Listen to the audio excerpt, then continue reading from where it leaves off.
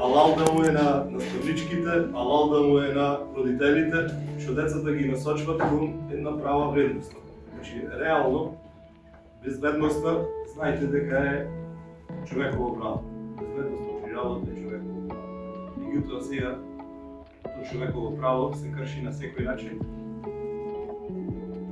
Од рамките на робовладетелско општество што доаѓа, односно од страна на газдите. Реално е така. Значи, реално е така.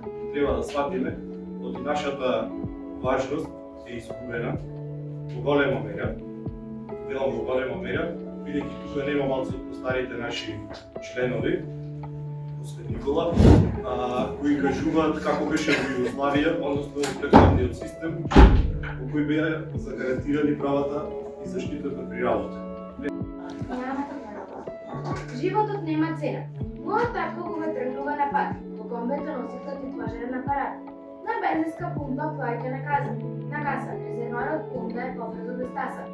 Во багажникот резервната гума чека, бидејќи километрите се долги како река.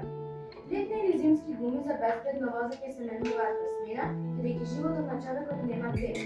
Кутијата за прва помош за недебоже во флаката стои. Да никој да не му притребаат стерилните гази и пластери, нека си останат на број. Веден работник е мојот татко, никогаш не се враќа без солчи и нешто сладко. Заштитната опрема редовно е носи, безбеден да се врати и кога бе и кога напор ветот коси.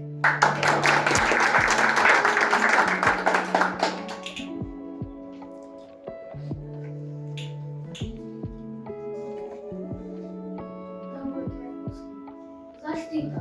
Работник, полицајец, механичар, пожарникар. Доктор Зидар без разлика што и да си, и чувај го своето здравје каде и да си. Безбедноста и заштита при работа, а се важни и затоа внимавај и што и да правиш. Секоја професија носи и свој ризик, заштитна опрема носи и не видиш изик. Заштити се, чувај се, здравјето е пред се, а животот без него не би бил цел.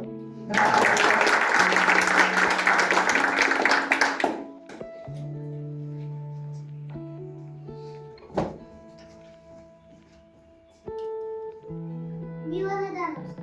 Заштитен биди работник. Секоја на работа што оди треба безбедно и честно да ја води. Полицајец, пожарникар или лекар